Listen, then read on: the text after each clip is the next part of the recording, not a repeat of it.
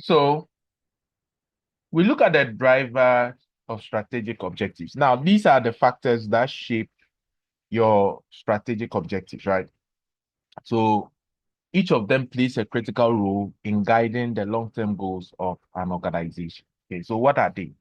The first one is the maximization of shareholders' wealth. Now, a commonly held view is that the overarching strategic objective of a company should be to maximize value for its shareholders. That is true.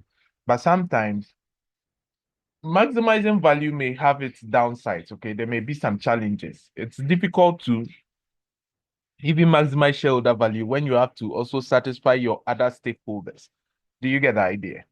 And there may be limits on the way you set your target. How do you even measure that wealth? And sometimes there may be issues around the stock market, right? How the stock market behaves can affect the maximization of your shareholder value, right? Now, this shareholder value they are talking about is typically reflected in the market value of the shareholders' equity, which is mostly determined by what? The share price and the dividends paid over time. But you know, these things are not stable and they may dwindle, right? So successful corporate strategies often result in higher dividends, an increased share price, or both of them. And when you look at total shareholder return, these are the two things that we are mostly looking out for, right? The dividends that we are going to get from the company and also what? The capital growth, right? That's the growth in the share price. However, achieving this wealth maximization is not without its challenges. There are some challenges. One, the time period for setting the target, right? That's one. So it is necessary to establish the appropriate time frame for wealth maximization targets. Should these targets be short term, medium term, or long term? That's another thing.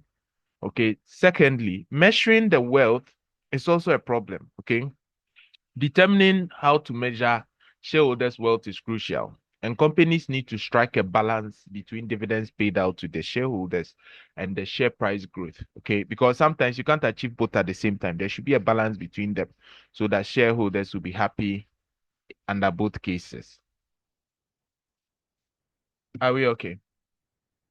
Then the final one is stock market sentiment. Now, share prices are often influenced by market sentiment, meaning short-term fluctuations may not reflect directly your performance, right? And the way the stock market acts, let's say if a CEO leaves, some people, the CEO might be a good man. When he leaves and another person comes, sometimes it can affect your share prices. When things are going on, scandals and stuff are happening in the company, it can affect the company's performance, right? And that can affect the shareholders' wealth. Another thing, another challenges to maximizing shareholder wealth is the issue of stakeholder management. Okay. You know that you need to satisfy your other stakeholders as well. So it makes giving everything to shareholders difficult because the other stakeholders must also be satisfied. Your employees need good conditions of service. You have to take from company coffers to do that. You need to give the community back, right? Corporate social responsibility. All these things take money from the company, money which should have been reinvested into the business to maximize shareholders' wealth. Okay, because the more you retain earnings, the more you grow your share price, and the more you even have available earnings to pay dividends. Now, if you are satisfying other stakeholders, it is difficult to do that. Please, have you written them down? So these are the challenges to maximizing shareholder wealth. They can ask you, how many do we have so far? Yeah, for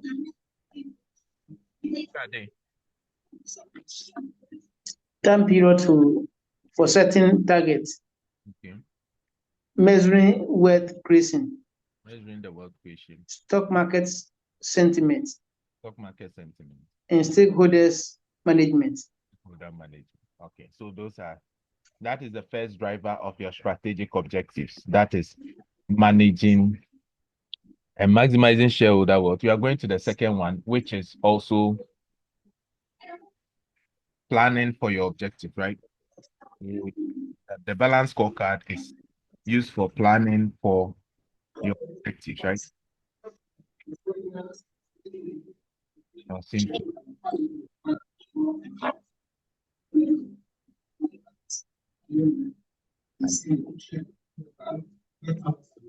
The balance scorecard can be used for so many, including the measurement of your CSFs or coming up with strategic objectives, right?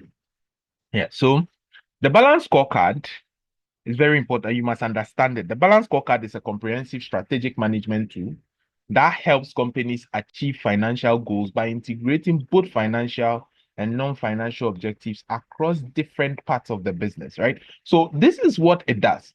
The balance scorecard is a very important tool. Don't forget. As it what is it does what? This is a word I want you to use. It integrates. Okay, so the balance scorecard integrates both the financial and non-financial objectives across different parts of the business. Okay, so you may have financial objectives and you may have non-financial objectives. Now, let's play a game here. Let me just open a new sheet. Now, let's play a game here. If you have your business, right? You know your business has some goals, right?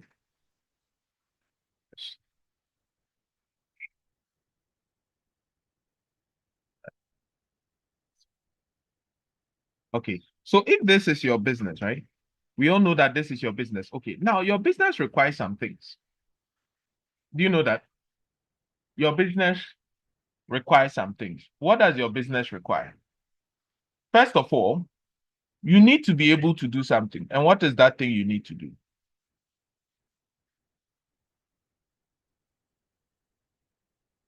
We need cash, don't we?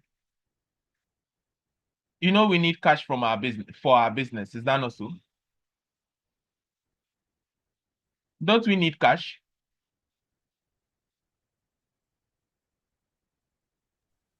We need cash. It is Now, where do we get the cash from? from our customers. Ah, you see, you need cash from your customers. Since you need cash from your customers, how would they give you their cash? We need But cash. Where does the cash come from?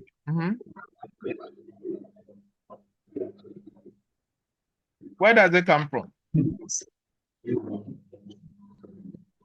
from the product you sell to them. So we are saying that we need cash. So that is a financial objective. Do you get the idea? Okay. Now, where does the cash come from? It must come from our customers. Is that not so? Customers. So customers are supposed to give us the cash, right? And that's what your customer must be satisfied, right? True or false? Customer must be It's satisfied true. before giving out his cash. Meboa. Now, how would the customer be satisfied? How would the customer be satisfied with our product or service? How would the customer be satisfied with our service? How? By giving a quality service, By giving quality product. product or service, right? So by giving him what? By giving him is the customer, right? The customer.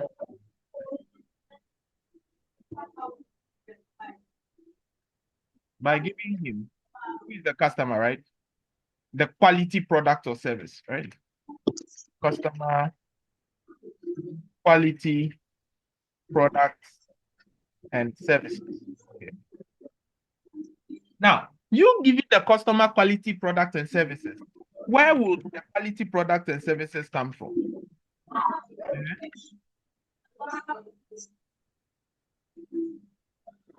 Where would the quality products and services come from?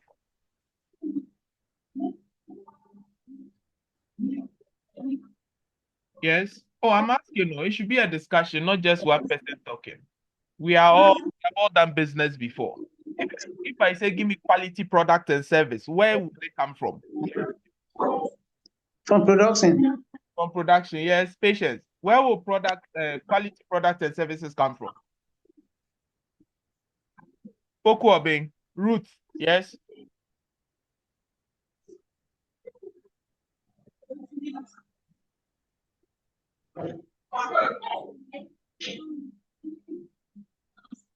Yes, Ruth. Poku Obeng. Patience. It will come from the company. It will come from the company. Yes, sir. Okay. Where in the company?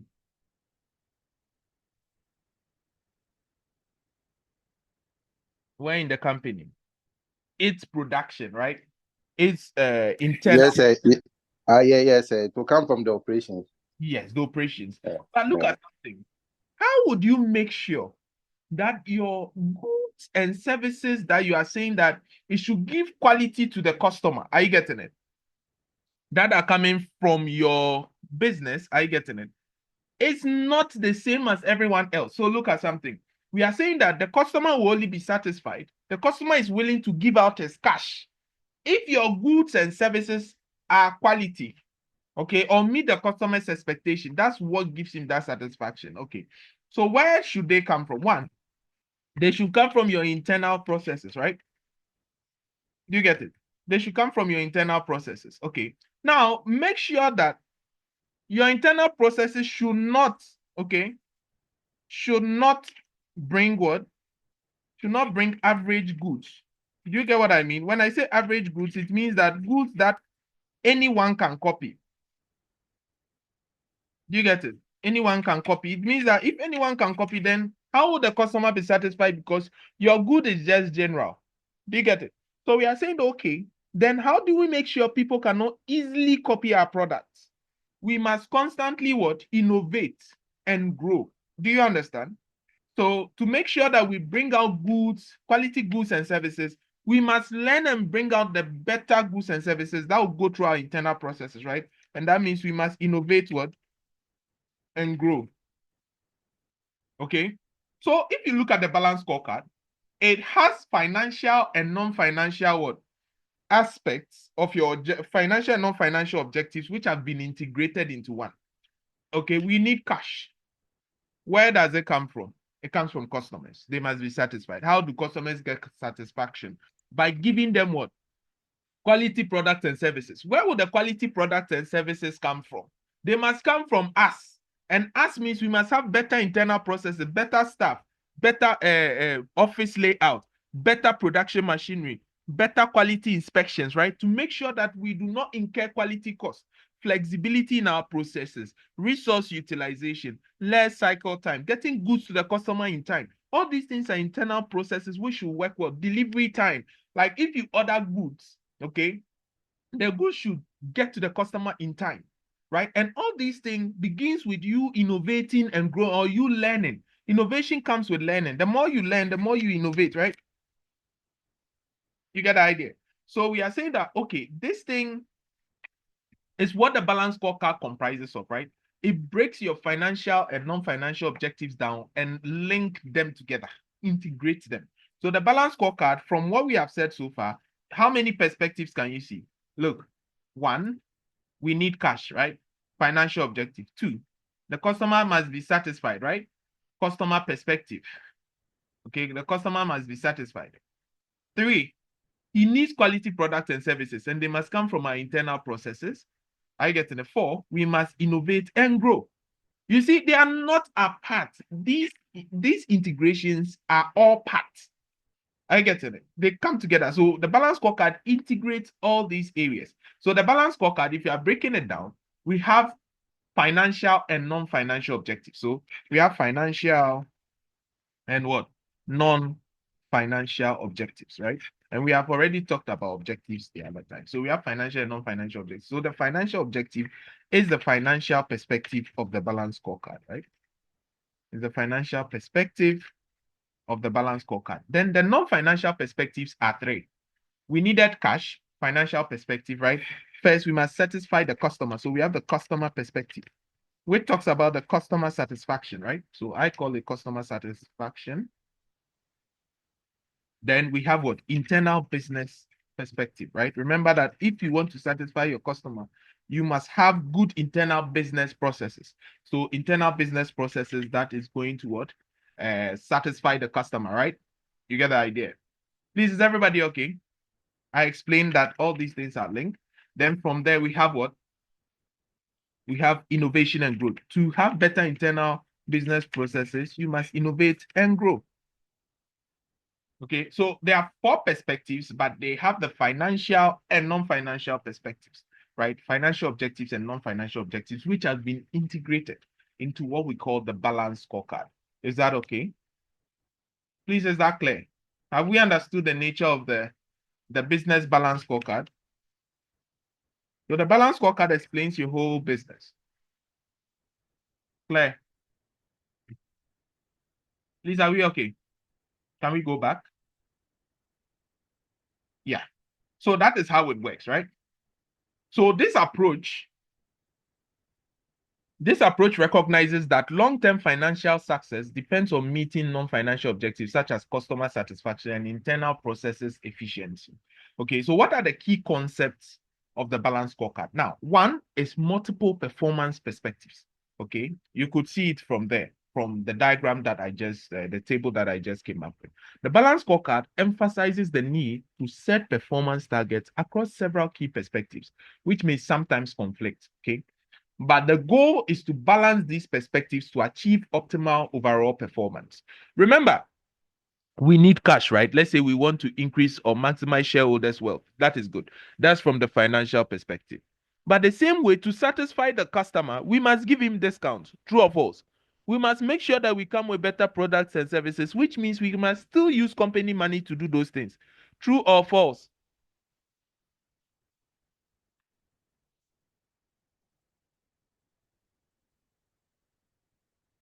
True or false?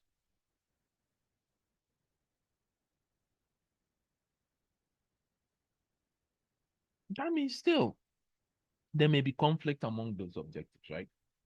So the goal is to balance the perspectives to achieve optimal overall performance, right?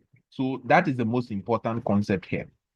Now, the next is comprehensive performance measurement. Now, performance is measured across all perspectives and not just the financial ones, ensuring a more holistic approach. That is why I told you that they link together. I need money. Where do I get money? From customers. Okay. How do I ensure customers give me my money? By giving them products and services. How do I do products and services? By working to create them. How do I work to create them? By doing research. I get in it and doing it very well. Does it make sense? So that is the whole rule. Now, short and long-term integration. Now, the balance scorecard allows companies to align both short-term and long-term goals, okay? Enabling alignment with annual budgets and incentive plans, all right? So the whole balance scorecard allows you to put your long and short-term objectives, I get in it, into what? Alignment with your annual budget and incentive plans and your strategic plans, right? So mostly if ICA, this is one of the models that is done way in level 1. It means that every time that you are going to sit the exam, there's a chance that the balance scorecard can always be examined every day. All right. But one thing is that you must also learn the practical sides. For now, don't worry about practicality. I will teach you how to apply every model. But for now, the knowledge is more important, right? Get the knowledge. So we are saying that, yes, if you know the concept behind the balance scorecard, applying it will not be a problem. So now we know that there are some key concepts, that there are multiple performance perspectives where the main focus is aligning them, right? I get to achieve overall performance. Then we have what? Performance measurement in both financial and non-financial, then short and long-term objectives, integrating them. Now, there are 4 perspectives, right? So the first one is what? The customer perspective, okay? Now, the integration of these 4 perspectives are going to what? Help the companies evaluate and align their strategic objectives, right? The first is the customer perspective. Now, it focuses on what customers value, such as cost, quality, and timely delivery. Remember, by meeting these expectations, companies can increase customer satisfaction and their market share. These are the things that will make the customer satisfied, okay? So our strategies also integrate here. So for instance, if we go into competitive advantage, we are going to learn something like the Bowman strategy clock, and it will tell you that customers are interested in an offer, an irresistible offer, which means that the perceived value that you are going to give them are greater than the cost or the price they are paying for. Okay, to make somebody feel like what he's getting is more than what he paid for would mean that he would give you the money you want. And these things are practical marketing lessons. Okay, it's not just It is not just from a book, right? It is practical. We actually apply this in normal business and it works, right? And once you're a CA, you are supposed to be a business leader. That is why you're learning all these things, right? Because the accountant is the business. That is one thing you must understand. Are we okay? So that is the first part. Now, to make sure that the customer gets that value, you must have internal processes that drive your operational excellence, right? So effective management of these processes ensure that the customer's needs are met effectively. And your internal processes include things like what? When you make goods, right? The goods, proper internal control systems are part of it. Your staff welfare, the way you relate with staff, are you getting it? The way you put together your goods, right? Making sure that total quality management is practiced. That goods that come, are you getting, or goods that are within your organization, are you getting? Do not go out and then they are returned for warranty or they come back for returns. You conform to quality. That is one of them, right? Having better machinery, having better processes, organization, knowing what to do, who does what at what time. All these things are part of your internal processes. All right. Then, for you to have effective internal processes, what do? You must continually improve those processes through innovation and workforce development, training and retraining of your staff. And these things are very critical for maintaining a competitive edge. The whole thing about what we are doing is to make sure that we can what? Give the customer something superior. Okay. And giving the customer something superior means that you must inculcate these things into your strategy, right? So if the customer is satisfied, definitely he will give you what you want. And this is where the financial perspective comes in. This is where you deal with your traditional financial performance measure. So here, anything about finance, cash, profitability, return on investment, share price growth, capital growth, everything financial. So in exam, you can actually calculate some ratios to support this. Okay, so when you get a case, all you are looking for is the likely areas. If a financial statement is given, you look for the most important ratio in the world. And the most important ratio in the world, forget all other ratios. The most important ratio in the world, which whether the person is financial or non-financial related, is always return on investment or return on capital employed. Everybody wants to see what he will get when he contributes into a business. True or false? True or false? If somebody says come and invest, are you not interested in the return that you are going to get when you invest in that business? True or false? It's true, sir. Yes. So that is the main thing that we are concerned about. So we are saying that, okay, the customer wants quality goods and services. He will not just come and find you. Okay. So the whole thing we were looking at was that, one, we need cash, right? That's the financial objective. Where will it come from? It will come for our customers. But the thing is, the customer will not just come to give you his money.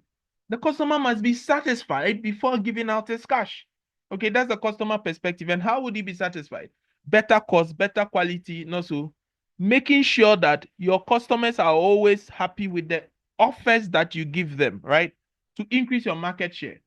Now, how do you ensure that he's satisfied?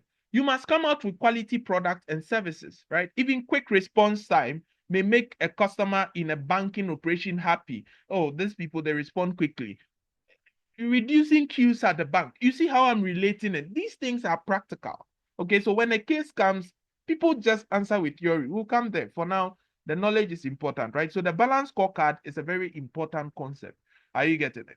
So by giving the customer the quality products and services, where would they come from? One, for your internal processes, your internal business processes, not bringing average goods that anyone can copy, right? That will mean that training staff, retraining staff, your organizational structure, the culture you operate, I get it, the people you use, I get it. All these things are very important. Quality inspections, having a quality circle, a group of people who are concerned with quality to always ensure that quality comes, to bypass your supplies. So these internal processes, are you getting it? Actually dive into what we call your value chain. Okay, so the whole thing is linked, right? And your value chain happens within the organization. Okay, if I should tell you a practical marketing lesson, which we don't teach anywhere, we don't even teach it in class, but in the real world, when we are teaching people how to market their businesses, I tell you, there's nothing like competition of businesses. Businesses don't compete. It's value chains that compete. So your internal process against mine is what is going to determine success.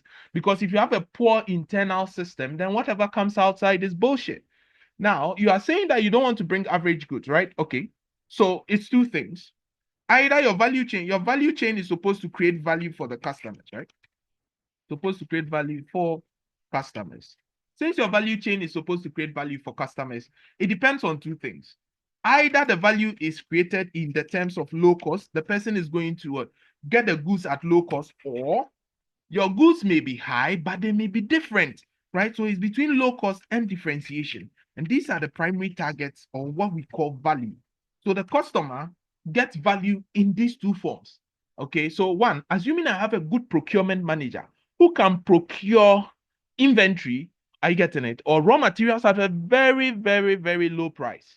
Okay, so if the raw materials go for 5 CD per unit, this guy, Nano Bonyum, he can persuade the suppliers to get me these raw materials at 1 CD per unit, right? And that means that he has lowered the bargaining power of that supplier. Look at it carefully. If you have somebody like that, wouldn't you want it? So that person must be trained. Remember. So all these internal processes include things like HR, all right? Using better technologies, using better operational systems. Do you think when I use old machinery, I can achieve this? Assuming my machinery is old, can I achieve this?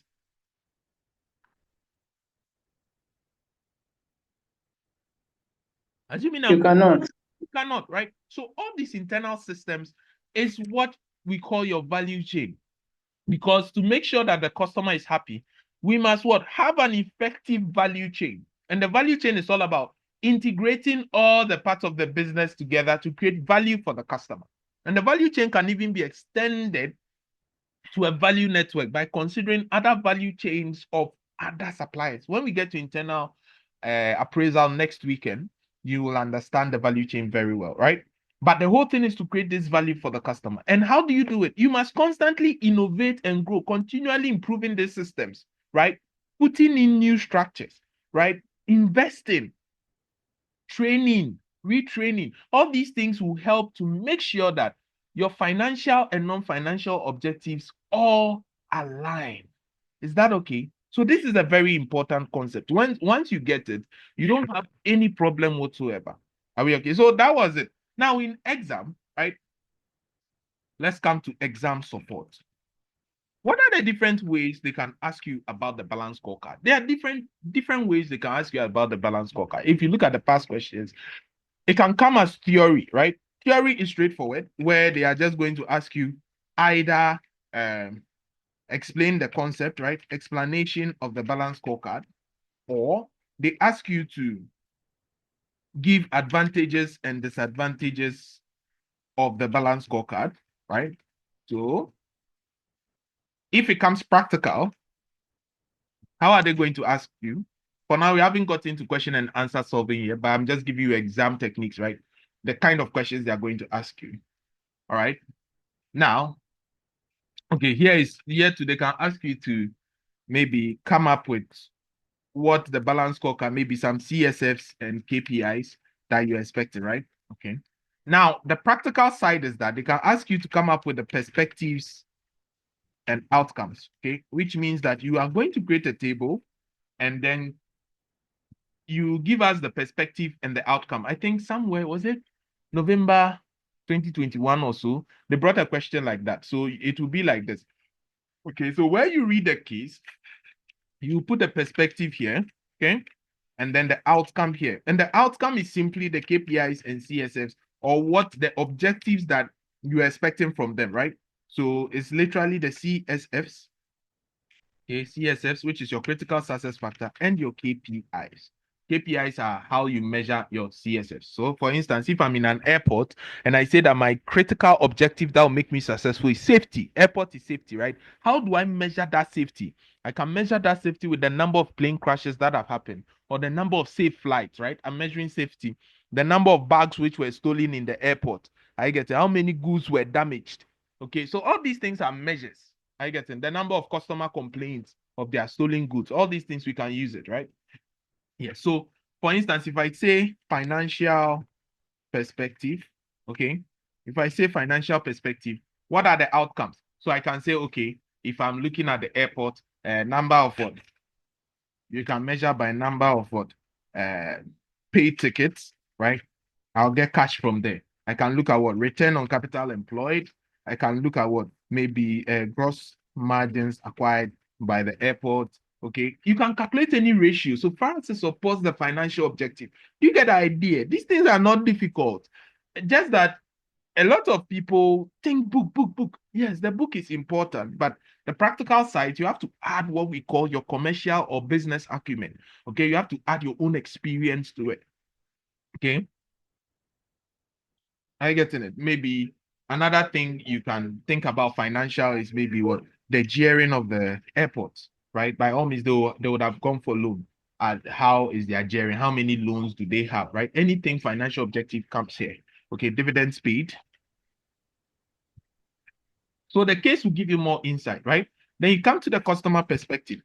So customer perspective, maybe they tell you that some people are giving bad reports about what? The airports that they are not safe, right? So for instance, customer satisfaction. The customer may be concerned about safety, maybe reviews, customer reviews online. Okay, now we are in the IT world. So we think about some of these things, right? And net promoter score. So the customer promoting you to other people. I get how many recommendations are done, right? And maybe you can talk about quality flights. If the customer is satisfied, right? Maybe cheap tickets, okay? Cheap tickets, and so on and so forth, right? So all these things, anything that you think, okay, measure the thing as if it is you. Anything that you think will make you happy, okay, if you were going to the airline, it's a way that you can use to measure your customer perspective. Okay, let's not talk about mine. Assuming you were the person, what would be a quality airport for you? You forget only about quality. Like, what will satisfy you for an airport? Assuming you are the customer, what do you get as satisfaction?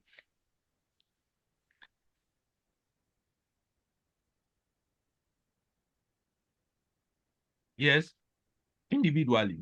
Please make the class fun. I don't like the quiet. We are learning together, right? These are things that you have in your daily flight. What would you Prof, security. security? Okay. So security can be what? Yes, right? Which measures Yeah. to safety. Having security.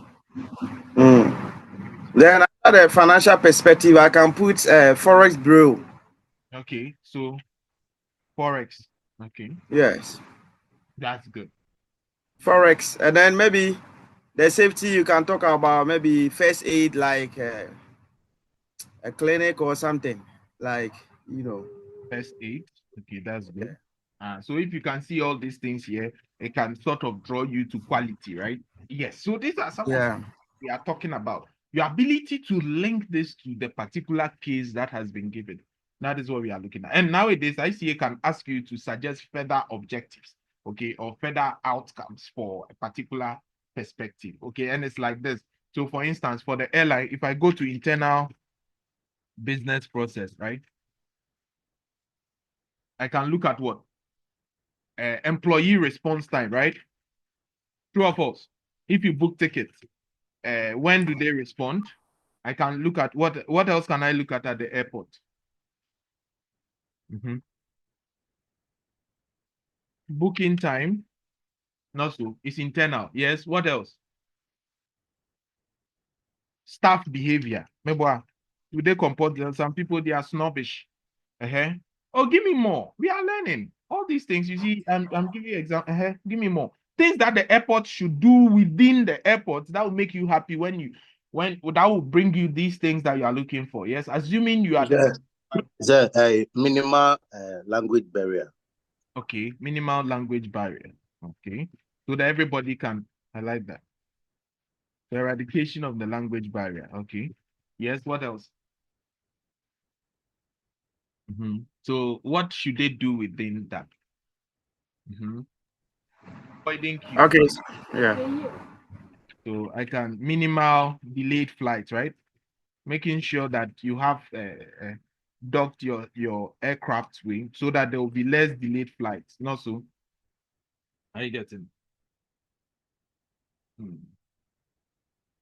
Okay, so there are lots of things you can think about, right? So when we go to learning and growth perspectives, are you getting the learning and growth? I mean, you can look at what new products, right? You know, airlines, they have products that they offer, new products, which could be new packages for maybe economic, are you getting it? Economy or maybe first class flights and other cheap flights, right? You can look at new training methods for the pilots, are you getting it? And the other stuff, right? Oxygen, food, all those things, right? You can even look at use of what AI, generative AI for booking tickets, use of technology and digital marketing. All these things, they are things we do all the time. That is what I'm trying to tell you. Okay, that every time you are doing a case, most of the time, these things are already in the case, right? So you go to the specific paragraph, you just highlight it. You can copy the whole paragraph and use it as your answer. They'll still mark it for you. Okay. Use of tech, CCTV cameras. Okay, so you see some of these things have like they grow or they sort of impact other perspectives. Yes, they should work together. Flexibility, quality, and other stuff. Do you get it? So this is how to practicalize these things. And I told you in exam, it can come as theory where they'll ask you the importance of the balance scorecard, advantages, disadvantages, CSFs and KPIs, all the practical perspective. So let me give you a typical example. Let me take one of the old books. Okay, let me see if I can get one of the balance scorecard stuff from one of the cases. I'm coming. Don't even know. Please hold on for me. I'm seeing which dates. Okay, let me just take the July 2023 precinct. Just want to show you some balance scorecard, strategic performance, page 15.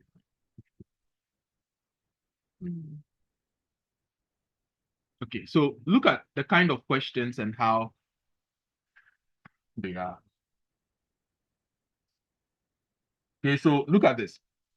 Savitech, right? Explain how the balance scorecard can be used to monitor and measure performance in Savitech. Is this practical or is theory?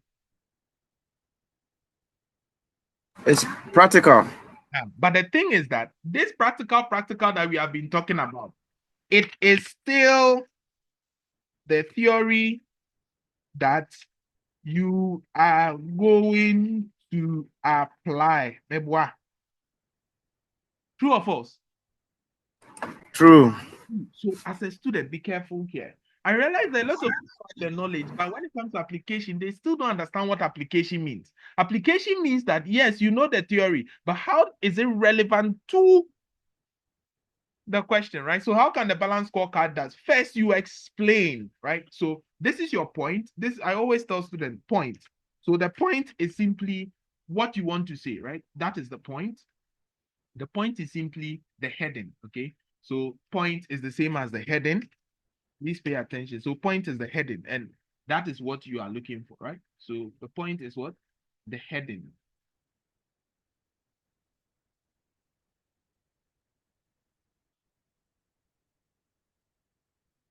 Are we okay? Why is this thing slowing down? But you get the idea. So always there will be a point, which is the heading, all right? And that is the heading, you see? Now, the next thing is the explanation, all right? And the explanation is simply you explaining the theory, okay? So after point, the next thing is explanation. So explanation, explaining this. So how the balance scorecard can be used to measure performance in Savitech. That is the point, or that is the heading. So you see how I go. The balance scorecard approach is an approach to the provision of information to management to assist the strategic policy formulation and achievement. This is theory. The information provided may include both financial and non-financial elements and cover areas such as profitability, customer satisfaction, internal efficiency, and innovation. Explanation. So point, explanation, then evidence. Okay, so evidence is the last. So always the focus is that when you are applying anything, the focus is on our good friend P. Point, explanation, and evidence, right? If you think you cannot explain, you can go with point, explanation, and example, right? So the last E will start for example. So if you think you cannot even apply to the case exactly, if you know that you are the type who gets scared, then what you can do is that you can suggest examples from the case. For example, then suggest if this were to happen, this is what I think. But from the case, this is what happened. Okay. You can even do point explanation analysis. It doesn't really matter. But the whole thing about the evidence is how does it apply? How does it affect the organization in question? Please, if you know this, there's no way you should feel bad. Unfortunately, people don't listen. You see, you can talk and talk and talk. People think they know, but until they put the pen on the paper, that is where they see that they lack it. That's why you have to start practicing now. Don't wait for your lecturer. That is why I tell get the book, start learning. Do you get me? I will help you, but you need to help yourself. That's why I tell you, if Mike Tyson comes and lectures you on how to box effectively, and you haven't actually boxed, you haven't felt the pain. Okay, there are so many people who have trained, but they haven't taken hits before. So he goes there, he's very skilled. But because he has never taken a hit before, the first punch that lands tells him that massa. They were in that form. Yes, it's like that. That's why you go to the exam, you feel you know, but immediately the questions are before you, then you freeze because you don't know how to go about it. You don't know how to answer. I've only been telling you, but you yourself, you haven't practiced. So the major reason why people are failing in things like corporate reporting and this, they just listen to the lecturer write. The writing is not solving. After the class, sit down, the same question, put the answer away, try to rebuild it in your own words and see how it goes. That is it. If you're able to do this, there's nothing that can beat you. But unfortunately, sir, we are busy, we are working, we don't get time. Some people even watch last time I saw one guy, he was watching the lectures and drinking Guinness and tea bread. Serious. Hey, well, what's your appetite too? Guinness with tea bread. It's not easy. But anyway, you get the idea. So this is still the theory that you are going to apply. So P, remember, you can write P there. P is a good guy, right? Point, explanation, and evidence. So what is the point? Is the heading, right? An explanation is the theory around it. You can just explain what it means. Then the evidence is how to use it. Like what I've done here, you see the point, the introduction, the explanation of the balance scorecard. Then the last one is what? The evidence. So the evidence is simply how to apply by picking in the case, how to use. And I told you this one can be evidence or example. Okay, so from this case, it wasn't directly there, but you see, perspective, how to use. So using the financial perspective to measure performance. How should Savitech look to shareholders? Performance measures, typical financial goals like profitability, growth, gearing, all those things. You come to customer, internal business, innovation, and growth. You see the whole thing. Then you get your marks. Now, another question ICA asks is what? In a tabular format with the heading, perspective, and outcome measures, identify the balance scorecard. I get the 5 aspects of performance using the information provided from Savitech case study, 12 marks. So you see financial, then I put all the likely things I saw. So revenue growth, profit margin, return on investment, cost reduction, customer satisfaction score, customer retention, how do you retain customer loyalty, number of new clients acquired, number of customer complaints, response time, internal processes, learning and growth. There are other perspectives which may not directly be there, right? But for now, don't think about them. But learning and growth goes with R&D, but I separated it. Do you get it? So, and okay, and the balance scorecard I told you is one of the key models. All right. So you see, point, explanation, evidence is always there. If you can adopt this to every case study, you will be fine, right? Just get the knowledge first, then the application is no problem. Are we okay? So another question is advise how the balance scorecard can assist the company in delivering its vision and strategy. Are you getting it? It's just theory. It's simply the importance of the balance scorecard. 4 limitations of the balance scorecard. It is still the balance scorecard. Okay, so it's not anything difficult. Are we all on point? Are we all on point? So that was the balance scorecard. But let's look at some advantages and disadvantages of the balance scorecard from here, right? So the importance, you can write it down. Don't write the explanation, right? Because you definitely know how to explain in your own words, but write it down. The importance of the balance scorecard. or how it can help companies achieve their strategy, right? One, it brings better strategic planning. Have you written it down? Importance of the balanced scorecard. Are you writing? I'm coming. Are you writing?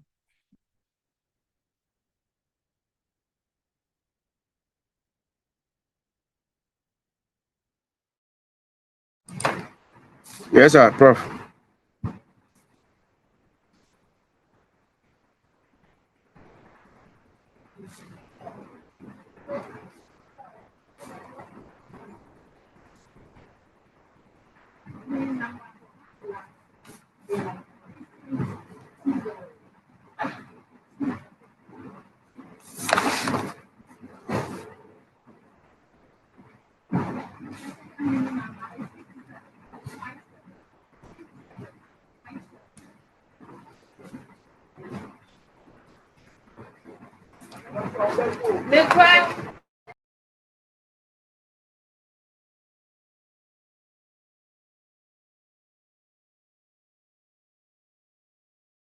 I believe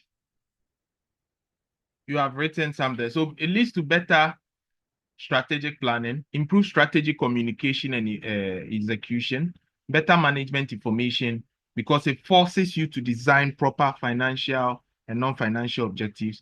It helps improve performance reporting because you have a structured approach to performance management. It leads to better strategic alignment, okay? And better alignment of your project and initiatives. So initiatives are simply what your new objectives that you are looking for, right? This can also be termed as what strategic objectives.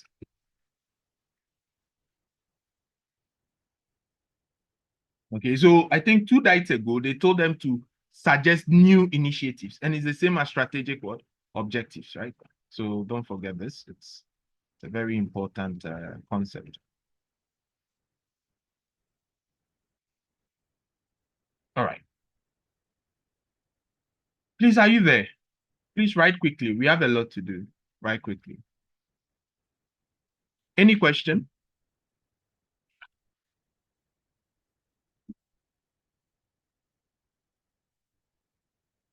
Any question?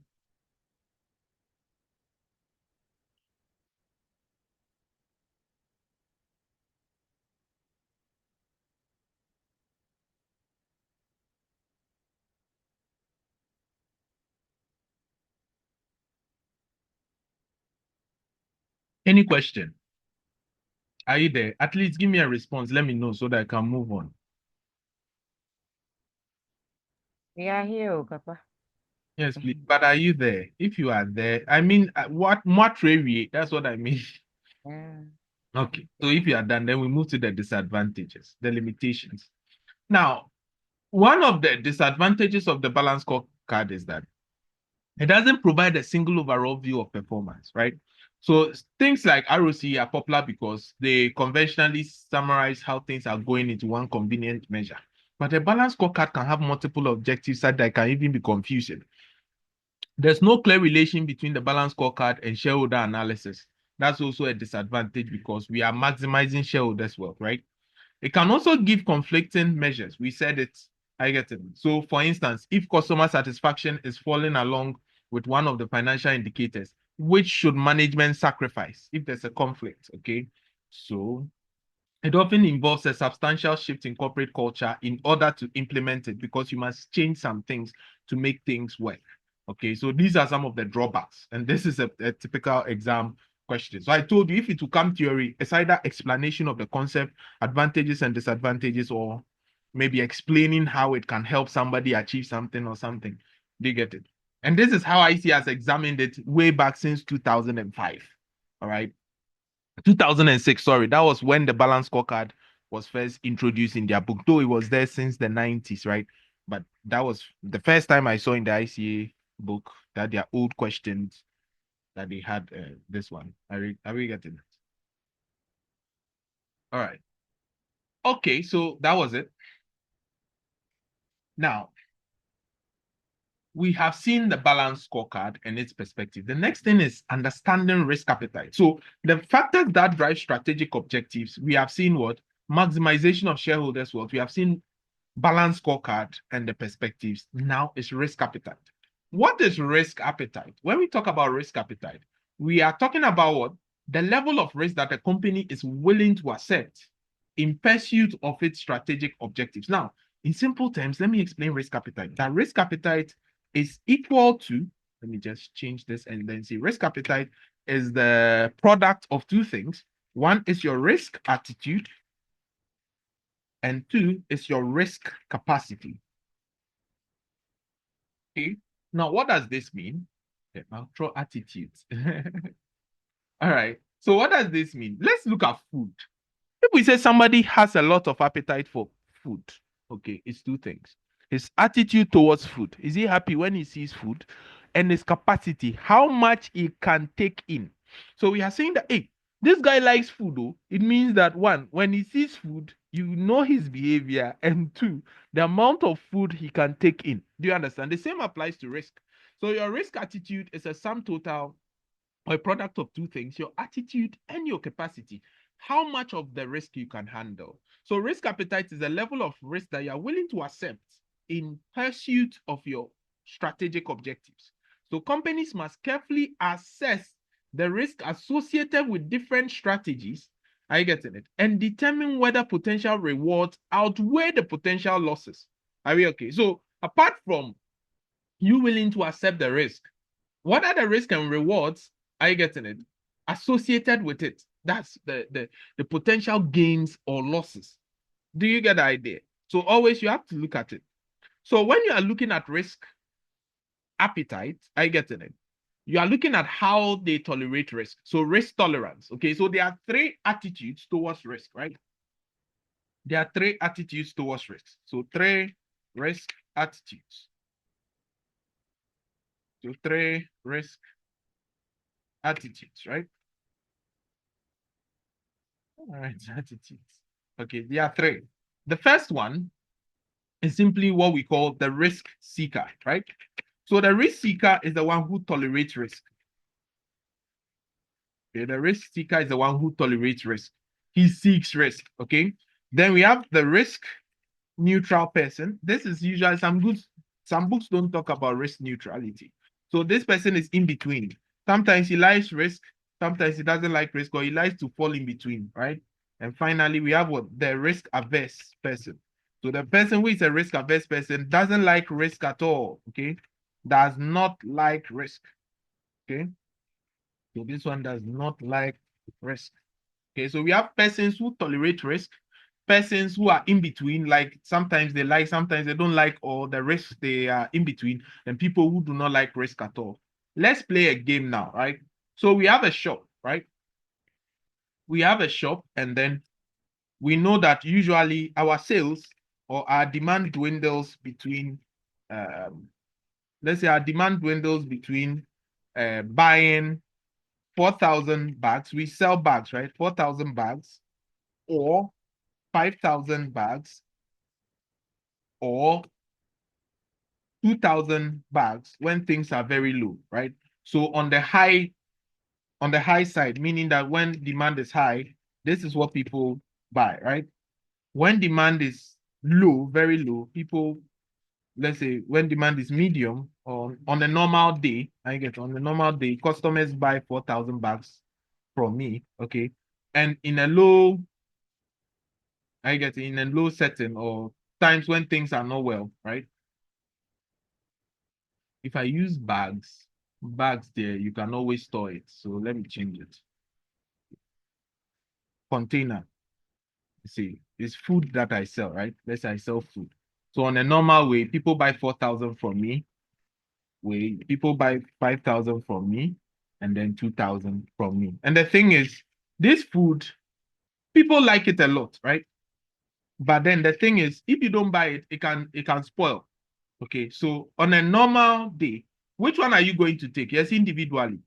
Which one will you sell? Because assuming I buy 5,000 and nobody comes to buy all, the food will get spoiled. If I buy 2,000 and people request, and then I don't also get the excess, I will lose those customers because they'll go elsewhere. If I buy 4,000 even if they don't buy, still have some available. So it's dependent on you, right? And that will determine whether you're a risk seeker, you are a risk neutral person, or you are averse, you don't like risk. So which one would you choose? Yes? Yes, Ejakwa. 4,000. Okay. Patience, you say you take for 4,000. I'll take the normal one and Why? balance myself. Okay, so if you take the 4,000 and then Mm. 5,000 customers come to ask you for the food, What will you do? At least the difference is small. It's 1,000. so you can find a way. Okay. Yeah, Yes, I can find my way out. Go for the 5,000. you go for the 5,000. Okay. Yes, with the hope that I'll be able to sell on. Okay. So And if in case I'm unable to sell, maybe it will be on a lower margin. okay, so Maybe that something small will be left. is a strategy to make sure that nothing is left. Okay. So you're a Yes. saleswoman. All right. So Okay. you are a risk Okay. seeker. Patience is risk neutral. Okay. What about who will go for 2,000? What if you go and buy 5,000 and 4,000 and nobody comes to buy that day? Then you prefer to go for 2,000, right? So that one day, say your lowest sale that can always be made is 2,000. Into 2,000, the people will buy. Then you are safe. Say you will not have any inventory left over. That will be waste. And you have spent money buying them, right? So it depends on the person's behavior. Do you get the whole idea? So you can use this to check whether you fall in between this. But do you know what I'm concerned about? It's not necessarily about knowing this, but making sure that management does not impose its risk attitude or its risk appetite on shareholders. For instance, assuming this was a company, right? And all the shareholders prefer that you go and buy 2,000, and then you, the manager, you want to go 5,000. Is it right? Answer me, please. No. Why? No, Why is it not right? you have to balance yourself because it seems that the shareholders are risk averse, Okay. and you, the manager, is a risk seeker because you benefit. So is there that the conflict will come? Yes. So make sure that as a financial executive, you don't impose your risk appetite on your shareholders or on all your stakeholders, right? This thing has collapsed a lot of companies. That is why corporate governance came. For instance, in the case of Barron's Bank, right? This guy was a risk seeker. Let's look at NAM1, right? So NAM1 likes to take risk, right? Maybe the people who invested in Men's Gold don't like risk, right? So he went into gold arbitrage. And gold arbitrage is very risky. You put this set of money, okay, this is how it used to work. There's this website we used to invest in, though we don't tell people about these things, right? There are a lot of ways you can make money online. Now, it's called Cedar Finance. And what happens is that, let's say everybody is betting that gold prices are going to go up, right? So you can move with the crowd and bet that it will go up, and they'll tell you that the return is maybe 100% or 200% of your return. So if God's grace, you put money inside and then the market, it happens and the market goes up, it means that you're going to get 200%. So if you put in $10,000, you get $30,000 plus your capital. So you get $30,000. That's 20,000 profit. That's the kind of game NAM1 was playing. So assuming people of Men's Gold didn't like risk, right? But they were enjoying their dividends. And NAM1 also thought that, oh, it's a good idea, right? Why don't I do gold arbitrage? So I put in millions of Ghana cedi and I get 10 million. And then I increase your dividends, you are happy. But on the long run, the day that the market didn't go up, maybe NAM1 betted that it to go up because the crowd were saying it to go up.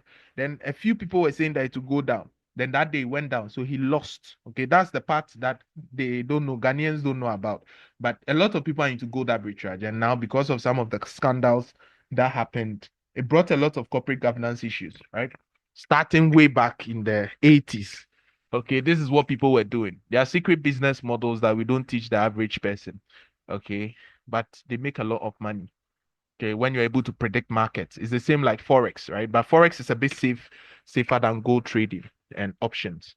All right, so you get the whole idea. So literally, he was imposing his risk appetite on the shareholders, and everything went south. Are we okay with risk appetite? What are the Yeah. components of risk appetite?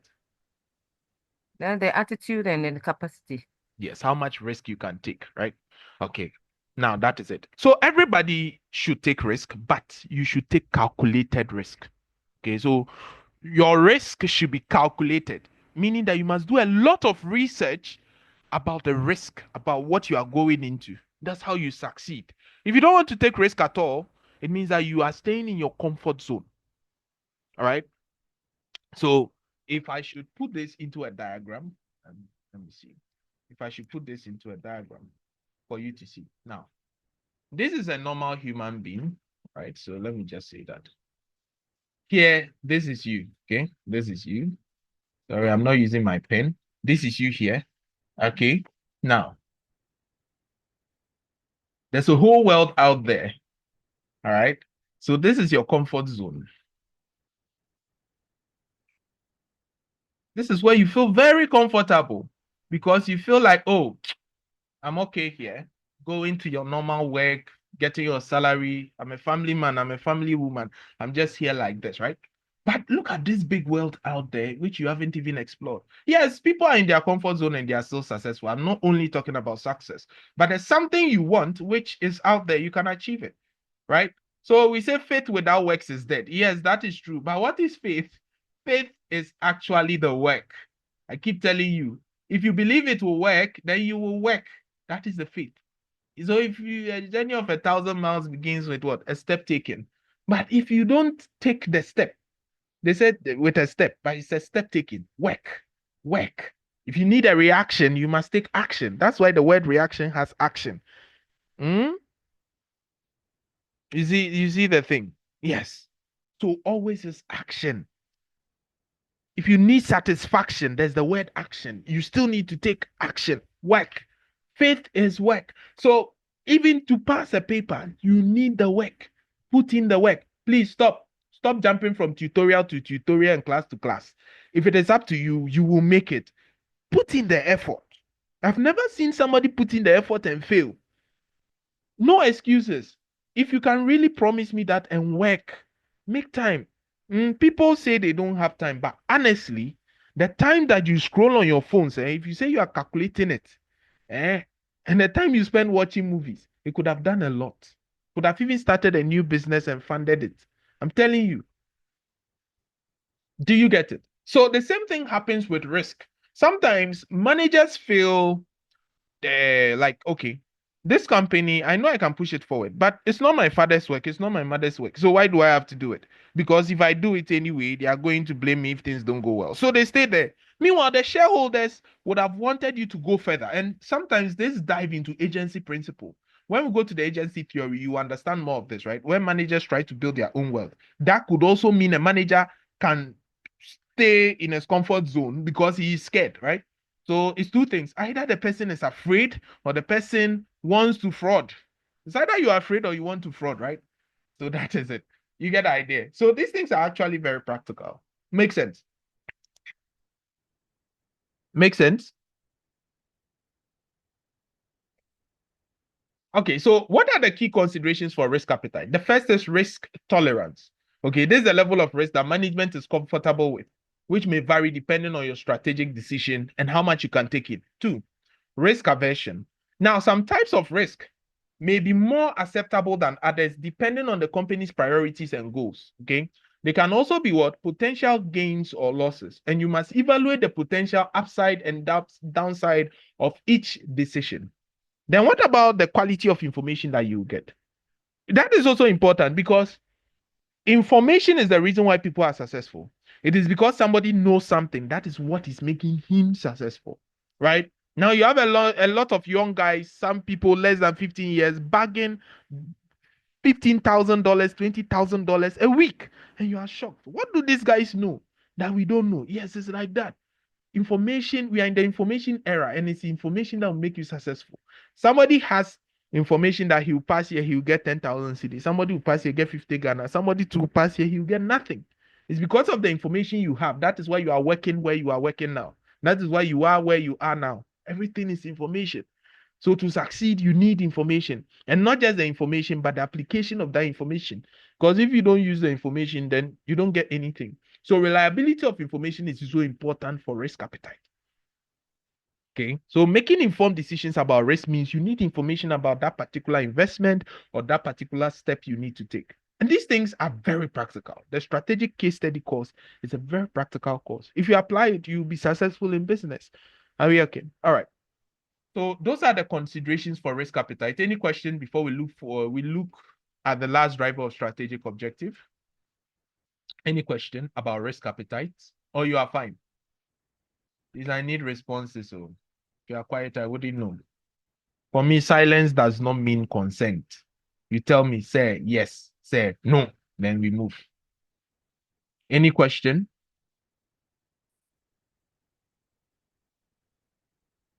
Any Please, question? let's go back. Let's go back. Yes, to the potential gain in then I didn't get that. Mm. You didn't write it or you didn't understand. Which one? Both.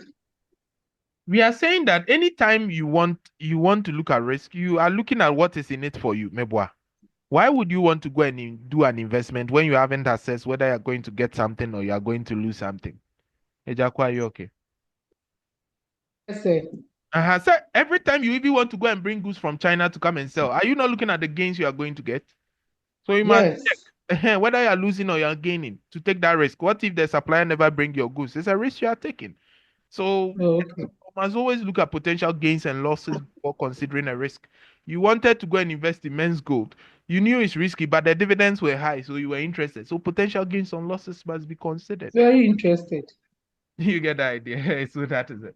All right. So the last driver of strategic objective is what we call laws and regulations. You know, businesses cannot operate without laws, and this is where a lot of businesses falter. Once they register with the registrar of companies, they think that is all, forgetting that they must register with GRA, forgetting that taxes are there, forgetting that you need licenses, forgetting that you need permits. Okay, some people, apart from the normal thing they used to work, the community is not their concern again. This company makes rubber, then it dumps the rubber at the back of the building, saying that it's their land. Okay, fine. Do you get what I'm trying to say? No, we understand, it's your land, right? Yes, it's your land. But even if it's your land, this is your land. This is the company, right? And you are dumping all this refuse here. Please, is it the right thing to do? You know rubber is toxic, right? True or false? True. Is rubber not toxic? So you dumping the waste here, even though it's your land that you are dumping, is it the right thing to do? Is it not going to affect the whole community? But they say it's their land, and that is why they are dumping the rubber. So why do you have an issue with them? And this can trigger other stakeholders like EPA, right? The Metropolitan Assembly. It can even go to high government and they can close you down because this thing should have cleared it up. And as an accountant, why should you be concerned about environmental accounting or environmental management accounting? It's because of these things. Okay. Have you made adequate provisions in your account? Because definitely, if there are penalties, you know that you have to pay them, right? And that is whether you have made appropriate provisions there. And these provisions are in line with IAS 37. Have you made appropriate provisions in your books, assuming the government comes and fines you? Okay, so these things are very important because your environmental impact is very important because this toxic waste, the rubber, when it is polythene, when it is dropped fresh, when it goes into the air, it's very toxic. It has killed a lot of people, but they don't know. Do you get it? So all these things must be considered. Okay, and laws, you operate within what? Laws and regulations. Every business is governed, right? Apart from the normal corporate governance, there are laws that you need to follow. Okay, avoid criminal activity. So if you do it, you must be arrested. No be so? Is that not so? It is so. It Yeah, is. so these things are very important. So businesses operate within a framework of laws and regulations that vary across industries and regions. So these laws can significantly impact business strategies and must be taken into account when making strategic decisions. So take into account every law that affects your business. I see, you know, my problem is that so far, all the trainings that I have seen for accountants are always around accounting, working capital, double entry, but they don't even do all the CPDs I see. They don't do CPD about business. They don't do CPD about contracts. They don't do CPDs about proposals. They don't do CPDs about business communication. They don't do CP. You see, the things that accountants actually need to work, I hardly see them do trainings about them. Everything is around accounting and tax. But even to be a better accountant and a better practitioner, you need to understand laws. As of now, people don't even know how to write an objection letter. People don't know how contracts actually work. Do you get it? And these are the trainings that accountants need to sharpen them. What is always working capital and things, financial cost deductions? You see, becoming a business leader means you must understand business models. And understanding business models will increase your financial knowledge because every business model is different. Okay. And particularly understanding laws and regulations of various industries will make you a top-notch person. Because, for instance, if you are focusing only on tax, even there are other laws that affect the tax law. Do you know that? Do you know that? Because compliance is not only about law. What about copyright infringement? When you infringe on copyright, you should make penalties. Have you considered that in your financial statement? Do you get it? If you don't register your company or you don't file your annual business returns or you maybe do not file your SNET, there's a penalty. Have you considered it? Do you get the whole idea? So these laws can significantly impact business strategies, and then you have to take them into account when making your strategic decisions. Okay, so first of all, when you are considering laws and regulations, one, you have to look at how complex the law is. So regulatory complexity. So most of the time, case study, you have multinational companies, right? So for multinational companies, the regulatory landscape is complex with different laws in different countries. So it can affect their business significantly. The second area to consider is compliance and strategic planning. Right? So ignoring legal requirements can lead to penalties and reputational damage. And that is the main thing I want you to think about, right? Reputational damage is a key risk because if you are always like the company was dumping the rubber, if he doesn't want to pay fines and penalties, he's always bribing people, doing all that, it can damage their reputation, right? So therefore, legal compliance is essential to the successful execution of your business strategies, right? So this was one of the key topics that you need as part of strategic position. Do you have any questions? Or we can move? I believe everybody is fine, right?